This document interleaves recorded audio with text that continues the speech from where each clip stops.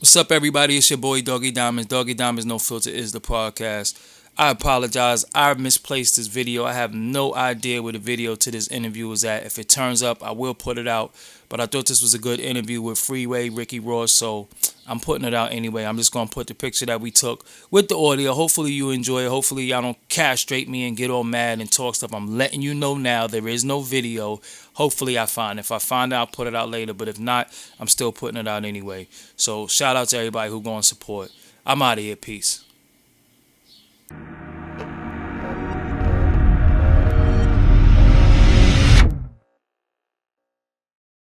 What's up, everybody? I go by the name of Doggie Diamonds. You are now listening to No Filter Podcast. No filter means honesty. If you're afraid of honesty, then this ain't the podcast for you. We gonna be honest today.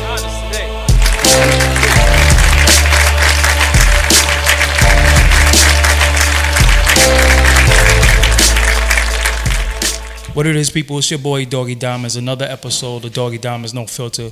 We're going to make this a quick one today. So much shit going on in the world. So we're going to do this really, really quick. Just get all the information to y'all as fast as possible. You know I don't introduce everybody. But today I'm going to introduce my guest to my right. If you're looking, it should be to your left. Freeway Ricky Ross. What's going on, bro? I'm well. How you? Chilling, man. I had to remind him who I was because he was like, I don't remember you. We did an interview a long time ago, but you know that was like 117 pounds ago. So he's like, damn, I didn't know you lost that much weight. In 8 years. Yeah. You told me it was 8 years ago, so you know a lot of stuff that changed for me in 8 years. And I just got out of jail then. I don't even been out of jail like a year. When you did that, so my life is in a total different place now. Yeah. You off parole? I'm off parole. You wasn't off parole then? Nah. Yeah. So I was walking on eggshells, and during that time, I'm not for sure, but I'm almost positive that my PO was trying to violate me at that time. You told me they was because they didn't want you to speak to the children.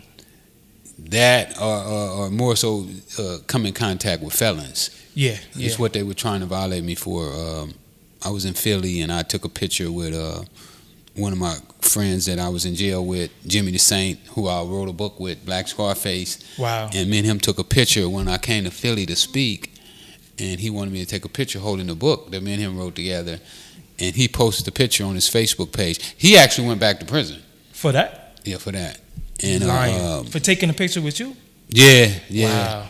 But my judge, she wouldn't send me back to prison, but my PO asked her to send me back to prison. So I looked up and didn't have to go. For you, because y'all was doing something positive together. Well, they don't care what it is. Yeah, that's disgusting. That you're doing, you know. The law basically says that if you're on parole, you can't come in contact with a felon. You're not supposed to come in contact with a felon. For no reason. No circumstances. No circumstances. So when I introduce you, I introduce you as Freeway Ricky Ross. Is that the best way for people to introduce you? I mean, that's cool. I mean, with me, I don't care what you call me. Just call me. Yeah. You know what I'm saying? Because you know, I'm under the consumption is that if people call you, they want to use you, and I want to be used. You know, because I understand that if you don't use me, then I have no value. Then you're useless. I'm useless. Reason why I asked you that because I know you don't want to get it. I know you don't want people to get it twisted when we say, "Yo, what's up?" That's Rick Ross, and then people be. Oh, no, I am Rick Ross. No, but this we listen. Yeah. We not. No question. Let's not get it twisted. This is Rick Ross, but I know plenty of times it might have been situations where people say that's Rick Ross, and they say, all the time. All the like time. the rapper, and when I go to schools and Yeah. I mean, I've had kids come up to me and say, "Why did you change your name to Rick Ross?" And I already know what they're thinking. Yeah. You know, like, why did you take the rapper's name? Yeah. And then once I explained to him that my mom named me Rick Ross, that Rick Ross is on my birth certificate, and I'm perfectly comfortable with being Rick Ross. You know, don't get it twisted. You know, I made the name Rick Ross famous before he ever thought about being famous. I was in the newspapers. I was on TV. Before he probably was even rapping. They need to ask him, why did you take the name Rick Ross? Exactly. That's the question. So, but you can call me Rick Ross, Freeway Rick, Late Rick, it don't matter, Highway Rick, I'm gonna answer. You know, you gonna answer the question. When I got to Texas, you know, guys were calling me Highway Rick. You know, and that was because they didn't understand that in California it's freeways. Got you. So it was going based off the area. They was like, it wasn't out of disrespect or nothing like that. And I don't take it as disrespectful. I take it as a lack of understanding or a lack of knowledge. So you know, just call me. You being well respected as far as, you know, you've been in the game since the 80s. Many of these children wasn't even born when you was out in the game. I see some of their mothers and fathers wasn't even born. You had hair, you had a little twist and all that at one point that long ago. I had the natural, you know, I was back. I remember when the naturals came out, the Black Power. When he say natural, that means natural, like, you know, the afro. No chemicals. No chemicals, nothing. A pick fork. You know, we used to have big old pick forks. You know, it was a good time, though. And I'm pretty sure you're connected with a lot of street dudes in the street element. Was it ever a time where you had to really call off the hogs from really, really trying to go at this guy for taking your likeness? Well, you know, it's funny because, you know, I grew up in L.A. and L.A. is gang dominated, you know, and I have a lot of nephews and a lot of cousins. My mom had 24 brothers and sisters. Whoa! So our family is enormous, and I got a lot of young cousins and nephews, and they didn't appreciate him using the name. And some of them are shot callers in their neighborhoods, you know, and they wanted to do something about it, and especially one time, I think he went on the Breakfast Club and he called me an informant, a snitch or something, where they felt insulted. And they felt that not only did he insult me, but he also insulted them. The Ross family. Exactly. The real Ross family, He insulted the whole generation. And I had to explain to them that somebody who has no credibility can't insult you. Can't discredit you. You know, because he has no credibility. You know, anybody with any inkling about jail, the streets, would know. You know, and that's why I kind of discredit the Breakfast Club as well, because they didn't really do an interview. They pretty much was doing what would you call it? A promotional situation where they were making him look big and not really doing an interview, because, you know, I mean, if I did an interview with him and he called somebody a snitch, the first thing I would say, well, who did he tell on? Based off what? Yeah, based off who did he tell on? But then you also got to remember that, you know, depending on who's doing the interview, they don't know that because they're not from the streets. Yeah, so that's why you, in discrediting them, you do have validity in that, because if somebody say to me, yo, he a snitch, I'm going to say where the paperwork. Or who was it that he told on? Who was it that at least say that? But this is what's happening in media right now. A lot of people are being called snitches, informants, rats, but nobody asked them to prove the point. Right. And you know that's one of the worst things you could ever call a man, especially coming from the penal system. Correct. Is a snitch. And if you don't have paperwork, you're not allowed to say that. And with the internet now, you know, wouldn't we have, you know, how easy would it be for one guy who would be willing to make a reputation for himself and say, you know what, he told on me. I'm the guy that he came to court and he told on me, here's the paperwork. Or not even have the paperwork. We don't even show the paperwork. We just make the acquisition.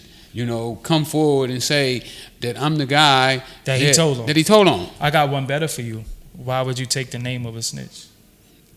That's and on that note, we can move on. Yeah. Have you been on the Breakfast Club? I've never been on the Breakfast Club. Wow, that's interesting. Well, you know, major media, they don't accept me because I am something that they don't want young black America to be. I'm confused by that, because it's okay for the rapper to I'm not talking about that in particular rapper. I'm talking about rappers. It's okay for rappers to emulate what you really lived, and they could go up to major media outlets and talk about what you really live. It's documented. You have been convicted for living the life. The United States government said it. Yeah, listen. They said it. They did a certified, stamped document saying that you are a distributor and you are a possessor of narcotics. You had more than 5 people working for you. These are your charges. Wow. Yeah, exactly. So that kind of baffles me. But you know what though, it's good to have independent platforms, independent media that's always willing no doubt. to talk to you. Guys are playing field levelers. No, we kick down the gate. Ain't no gatekeepers. So without you guys doing what you do, people don't get the real news. As Donald Trump would say, they get the fake news. Fake news. Cracked in the system. That's the name of it, right? Cracking the system. Cracked in the system. I watched it, but I already knew who you were previously to that. Yeah. Documentaries. How difficult is it to do a documentary? We talked off camera that it's a lot more than what people see. Well, I dreamed up that documentary when I was in prison, and when I was in prison, one of the things that really irked me when I had my life sentence is that I had all this knowledge that I had accumulated over not only my 8.5, 9 years of dealing drugs, but prior to that, I had accumulated a lot of knowledge as well. And I was sitting in prison and I had all this information, and I was like, how are you going to get this to your people? This is information that they need. They need to know how the system works, how the system can twist you into believing that you're dumb, you're stupid, that you can't compete. And as you know, with the Willie Lynch syndrome, once you convince a person to believe that they're a slave, they start to act and think like one. They're going to act and think like one. My last book that I read, Post-Traumatic Slave Syndrome, and it talks about... Joy DeGruy. Yeah, Yeah. We got knowledge of self over here. And she talked about if you take control of the mind, you no longer have to tell them to go to the back of the bus. They'll go on their own. You don't have to tell them to go to the back door of the restaurant. They'll go on their own. And if there's no back door, they'll create one. Wow, yeah, that's crazy. And that's the way that I feel that we as black people in America have been programmed, trained to believe those stereotypes. Two things I want to get out of this interview before we go. What is it like to have beef with the president? Because you basically had beef with the president, the whole United States government, right? Like They was like, it was him, because you blew the whistle on. Listen, we was down together, we was getting money together, and then they was like, no, it was him by himself. What is it like to have beef with the president? Who was the president at the time? It's rough, man. Ronald Reagan, right? Well, no, when I actually fell, George Bush was the president, and then Clinton took over. But when you have beef with one, senior or the son? Senior. When you have beef with one, you got beef with all the presidents. The other one take over. Yeah. When they had the war with Saddam Hussein, it started with one person, but then another one took it up. The next regime picks it up. Yeah. Right. Like with Gaddafi. The fight started with George Bush, and even though George Bush and Obama didn't really care for each other, Obama took on the war, and eventually was on his watch that they eventually killed Gaddafi. Yep. So when you're fighting the United States government, you're fighting all of them. And it's crazy that you asked me that question, because during the time that I was writing my book, I was in San Diego in what they call a high rise. The $1 Million View, which is a federal prison, 18 stories high, and it overlooks the bay of San Diego, where the warships come in, the aircraft carriers, and right where my room was where they parked the aircraft carriers, and I looked out the window because this was during the time that they were invading Iraq. Oh, and I would see the ships going in and out, and I knew that they would use those ships and everything in their arsenal to bring you to justice if necessary. And also bring the drugs in. With them same ships. Yeah, the ships that they brought the drugs in with that I sold. Yeah, exactly. And then they would use those ships to bring me to what they call their justice. So, when you're fighting against the United States government, you're fighting a powerful entity. Wow. Was it ever a point where you feared for? Well, I'm pretty sure you feared for your life. Was it like, because I see a lot of rappers say, I sell this drug, the feds is on me. What is it like to really have the feds on you? It's nerve-wracking, man. Can you imagine that every day you wake up, that this could be the day that they draw guns on you, kick your door in, draw guns on you, or you. And anytime, like I tell people, anytime that a cop pulls you over and he puts his hand on his pistol, it's a life or death situation. Could be it. You don't know what's on his mind. A lot of times when they see us, they afraid off the rip. Yeah. Young black male, dangerous. For us to be dangerous, you just need a hoodie. Yeah, you put a hoodie on. A bag on. of Skittles and Arizona iced tea. Yeah, you dangerous then. Goodfellas. When he looked up and he see the helicopters, and was that your life? Yeah. Whoa. I couldn't imagine, and one reason why I'm asking you this, because I think the young dudes that's up and coming and they think they get their little money and they want to brag about being drug dealers. It's not cool when they after you and they on you, because they're gonna get you. No. What's the conviction rate of the feds? Like 99, 98%. If they arrest you, they got you. They got you. Like I'm looking at right now, the guys who going through it with Donald Trump's guys, Manafort and so forth. They got them. Yeah. When the feds indict you, more than likely you're done. They're gonna find you guilty. It's very few people. I got lucky. I went to trial. I lost in trial, but I found a technical issue that got me back. But I still did 20 years. It wasn't like I walked out unscathed. That's a lot of these young kids' life. And I felt 20 years was a bargain. I was happy to get 20 years. Damn. Did you ever meet Pablo Escobar? No, I didn't meet Pablo. Yeah, because we just think, oh shit, he was selling drugs. He knew Pablo. He knew all the cars, but you knew some of the cartels. I knew guys that dealt with them. Okay.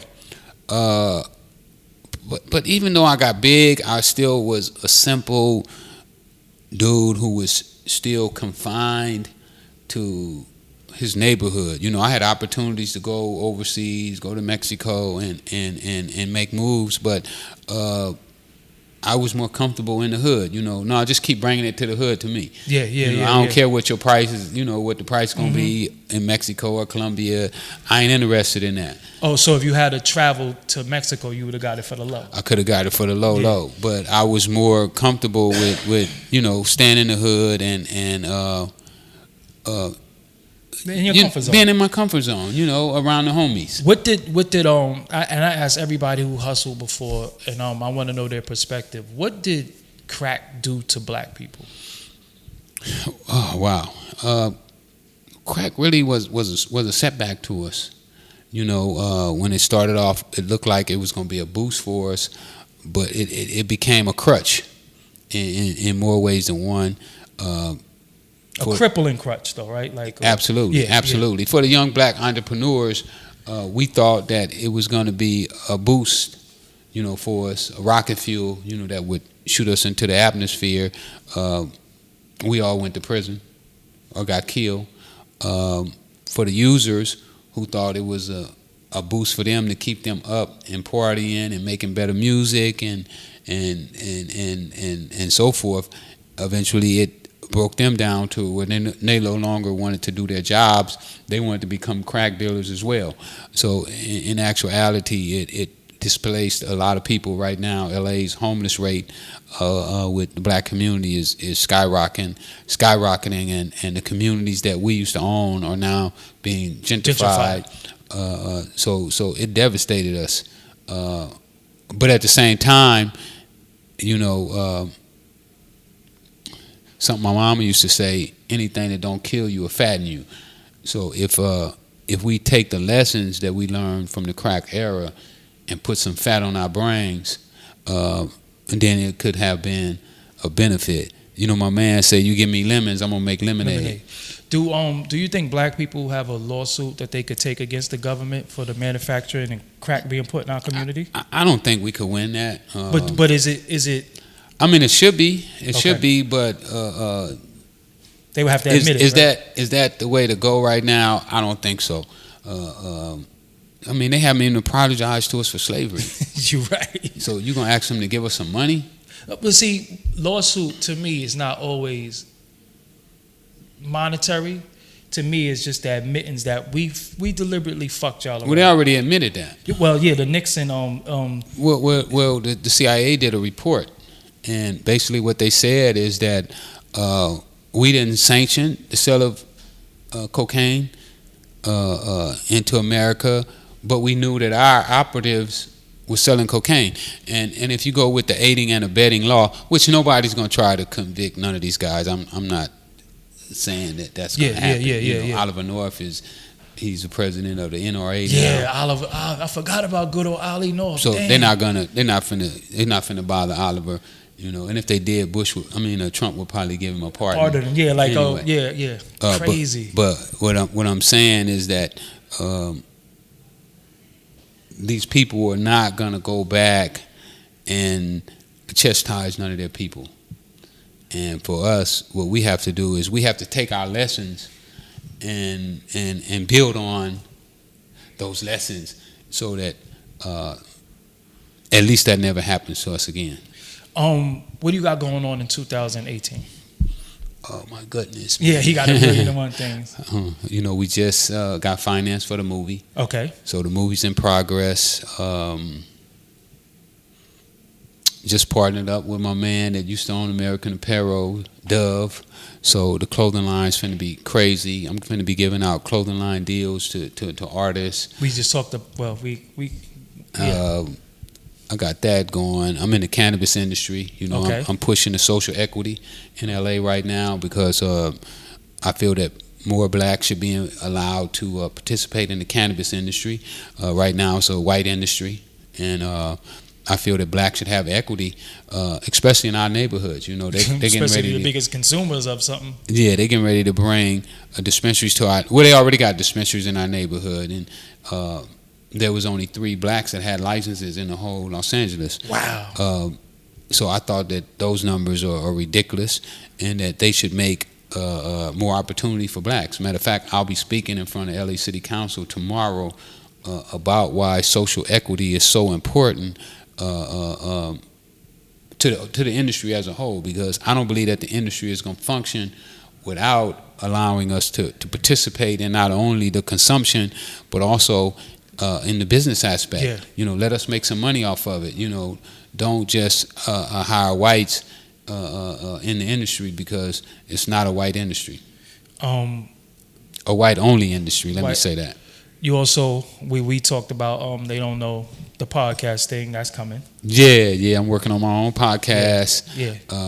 As you already know, my book is still out. I'm still pushing the real Rick Ross autobiography, The Untold Story. You can get that also at my website, freewayricross.com. I'm still pushing my T-shirt line. Okay. I got hats coming out. Bring me those shirts. Oh man. Well, I was out here on a meeting. I wasn't out here to push the book or the T-shirt. What's the name of the book? Freeway Rick Ross Untold Autobiography. And could they get that on the website? Could they get that at Barnes and Nobles and all that also? They can get it on all those. Did you do an audiobook? I haven't did the audiobook yet. Because these people nowadays don't want to read. They want come on, y'all got to read. You still got to read. It's gonna stick to you when you read. But remember what we said earlier off camera. If they want a certain type of product, you got to give them that too. So no doubt. I'm gonna hold you to something you taught me. So. No doubt. So you got to give them an audio book. I'm gonna do that. I'm gonna do more than that. I'm finna give it to them on film. Oh yeah, that's. You know what I'm saying? Who would play you though? I don't know. In a perfect world. I don't know, man. They talking to this young cat right now, I believe. Kim Harding, who's one of the biggest casting directors in Hollywood. Reginald Hudlin. They running the show. I believe in letting the experts do what they do. I don't know if I'm supposed to tell you who we talking to as the director yet, because they told me that they we could keep it off the record. Yeah, but we just hired a director. You know what I'm saying? Shout out to you. You know who you are. You know who I would see, but not that he's an incredible actor, but I think could really capture your likeness. Probably on Bokeem Woodbine. Bokeem Woodbine. I don't know who that is. Yeah, he was in Strapped.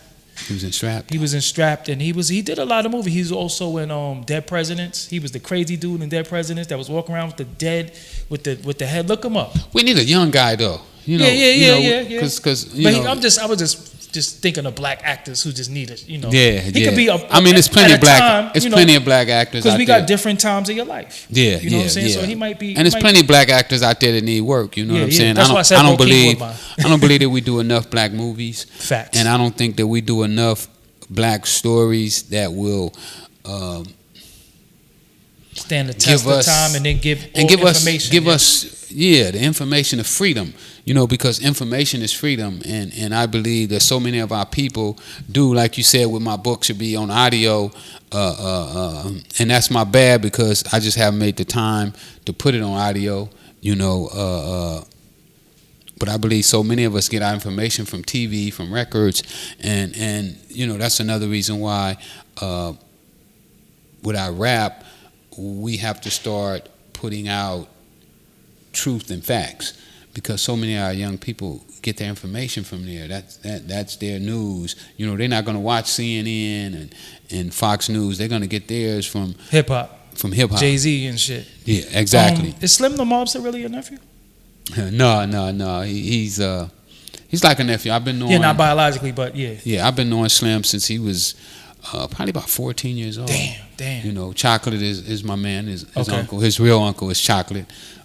You know, Chocolate did a lot of music he did Ice Ice Baby for Vanilla Ice. And, he rich. He did a lot of Tupac stuff. You rich. So, you know, me and Slim go way back. Yeah. Shout out to Slim, too. Oh, yeah, because he was one of the ones that early on when you was going through things. But even when I was in jail. Yeah, he was flipping. He was like, yo, I'm ready to, I was like, oh, yeah, shit. he was one of the ones that you know, wrote me letters, you know, that sent me pictures.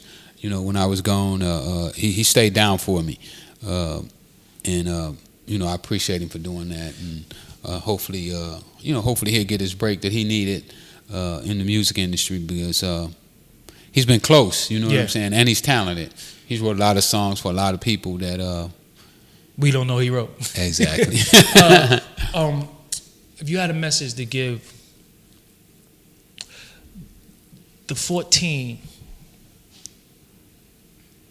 to 19-year-old that aspires to be this big time crack dealer and make it big in selling drugs, what would you tell them? Well, you know, selling crack is a tough business, man. I mean, you got to be willing to sacrifice a lot. You know, when I look back at my life, when I was sitting in prison and I started to analyze all the things that I was willing to sacrifice to become who I became, the price was enormous. You know, I was willing to sacrifice really my whole family. You know, my younger brother, I gave him a pistol. My mom, her life was in danger, you know, because I was keeping large sums of money at her house. And anytime you're keeping large sums of money at somebody's house, if the wrong person found out, and if they felt that they had a crack that they could get in, they would take advantage of that. I was just fortunate that none of those things actually happened to me. But, you know, I was in jail where people went in the house and killed everybody in the house, babies included. And when I look back at my life, I understood that I was putting all of that on the line, not just my freedom, not just my life, but pretty much everybody around me. I was willing to put their life on the line as well. So, you know, when you're selling crack, you got a big door. You open the door up wide open for almost anything to take place. So I think that price is really high. I don't think to become a Bill Gates that you have to make those kind of sacrifices. And I would just tell the young brothers that if you can sell crack, you can do anything. That outside of selling crack. So yeah. So basically, the risk isn't worth the reward. No question. And also, let's reiterate, you also gave up 20 years of your life. Yeah, I mean, if you figure if you took yourself and you worked, just say even if you only work 18 hours a day, you work 18 hours a day for 20 years and you saved everything that you made in 20 years at minimum wage, and then if you took that pay and compounded, you'd be filthy rich. Mm-hmm. Yeah, so there is other means of doing things. And hey, Slick Rick told you, man, hey, little kid, don't follow these dopes. Don't follow these rappers and with these fictitious lives, because it's not real. It's all entertainment. You dance to it, you party to it. But don't internalize some of the words like it's going to be you, because it's not possible or probable. This is a man. How much money, what's the most amount of money that you counted in one day? Probably like 3.2 million. How what? What does 3.2 million look like? Like, what does it look like? About half the size of this table off the floor. Damn, this is a big ass table. Pan the table if you could. Let them see how big this is. Yeah, it's about half the size of this table. All hundos. No, dope money is mostly 20s. Okay. Your next bills will be 50s, then 10s, and 5s. Punk ass ones, man. We don't even count ones, man. You don't count ones? Man, come on, man. Nobody count the ones, man. Fuck the ones. So you had a few money machines and all that? Yeah. I had 3 money machines and like 4 girls, and that was their job to count the money and stack it on a daily basis. And you wasn't even flashy though, right? You wasn't the type of dude. Nah, well, you know what? I didn't want to give people an edge on me. Yeah. If they saw you before you saw them, that gave them the ups. So I stayed away from the flash because, I mean, you can see the drug dealer coming down the street. You can see his car, with the big ass yellow jacket on, and his car. The car with that bright candy paint job. That he just paid $5,000 or $10,000 for. With the rims and the tires and everything is saying drug dealer. Yeah. I'm a hustler. I'm a hustler. Yeah. So I didn't want that. I didn't want the gold chains. I didn't want the watches. You didn't make no dumb purchases though. I bought some houses that was, some bad buys. Okay. But that's better than buying a chain, though. I would think. Yeah. At least I made some profit. Yeah. Did they take everything from you?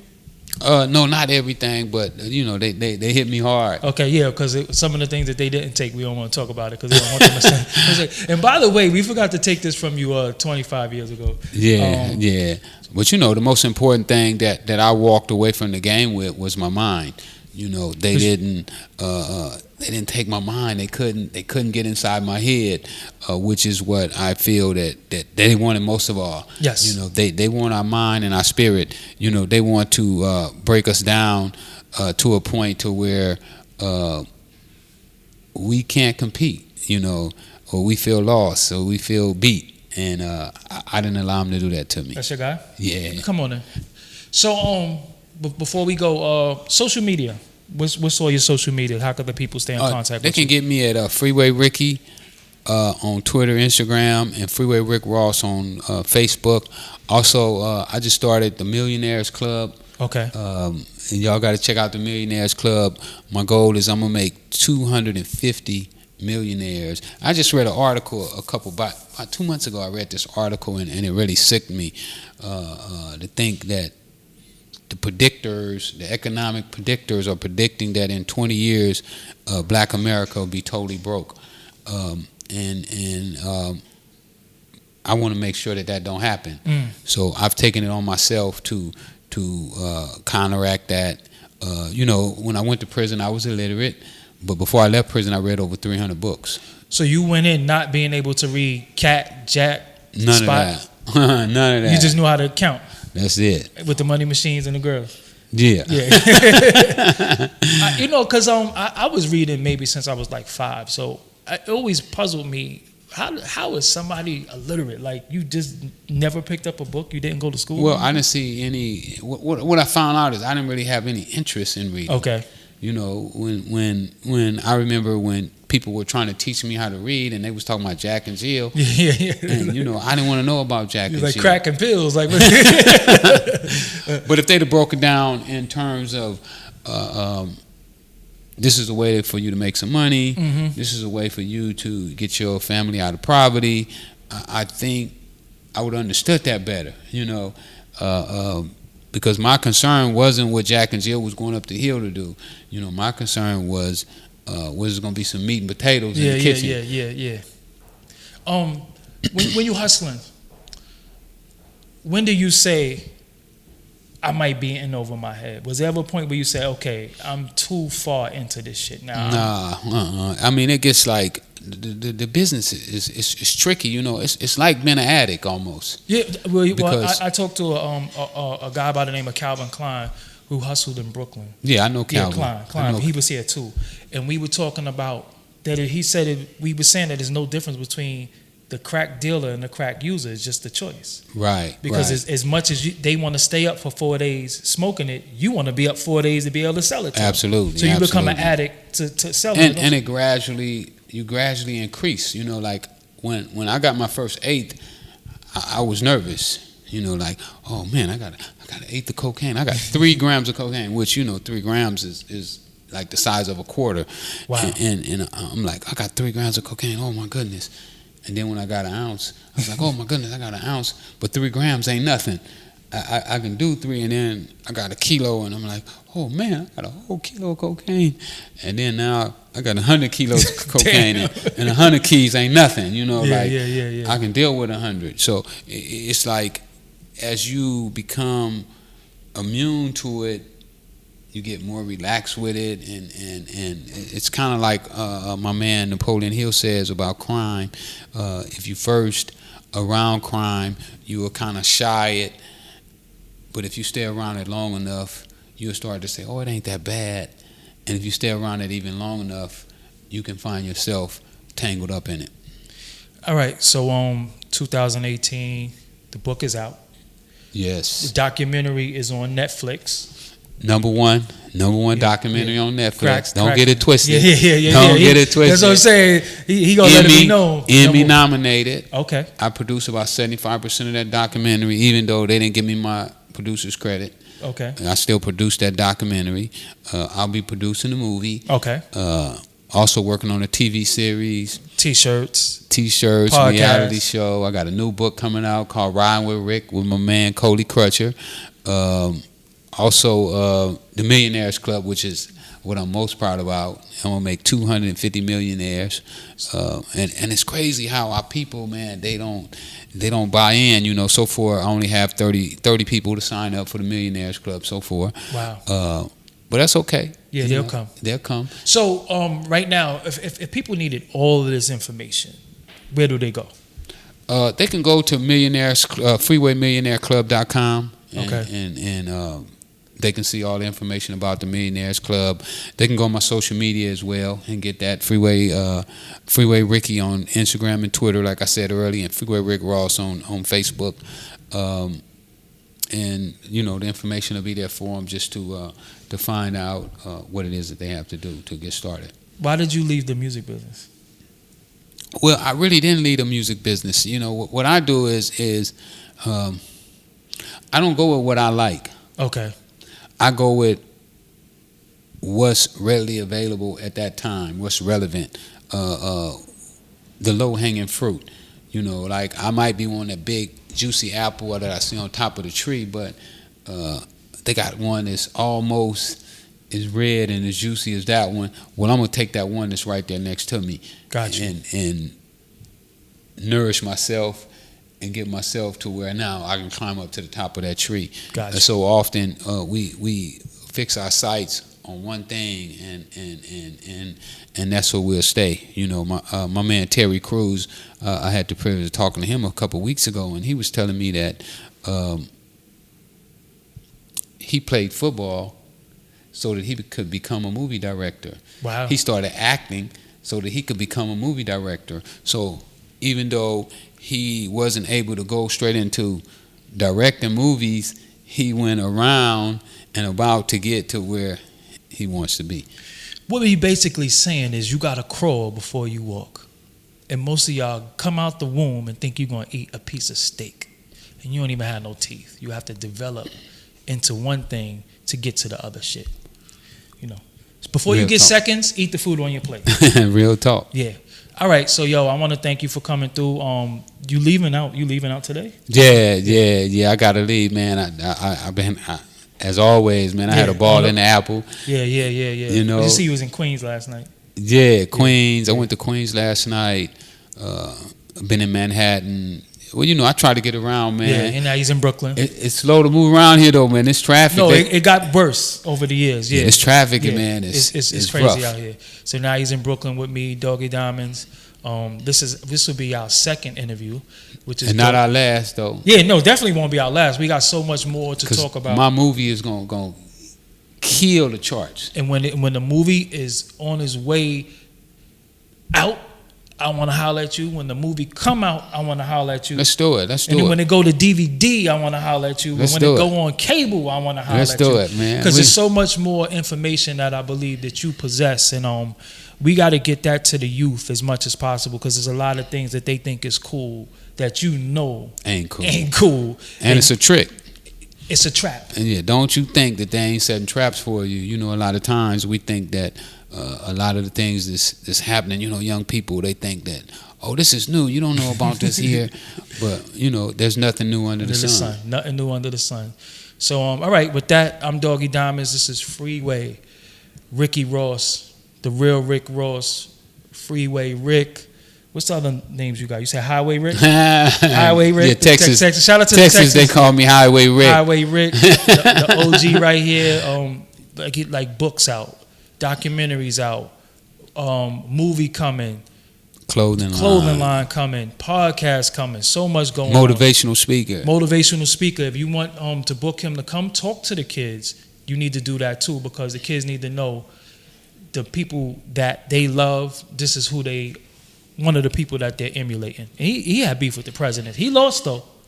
But he's still here but you still here to talk about it though. Some people ain't here to talk about it. They lost with their life. So, you know, thankful that you here and you spreading the message of positivity and not being an old grumpy knucklehead that's like, yo, fuck that. You know what I'm saying? No, I'm loving life right now. You know, it's just a dream, you know, to lose your life and get it back and to be allowed to be, you know, here doing what I'm doing today. Yep, so that's what it is. I'm Doggie Diamonds. We out of here. Peace.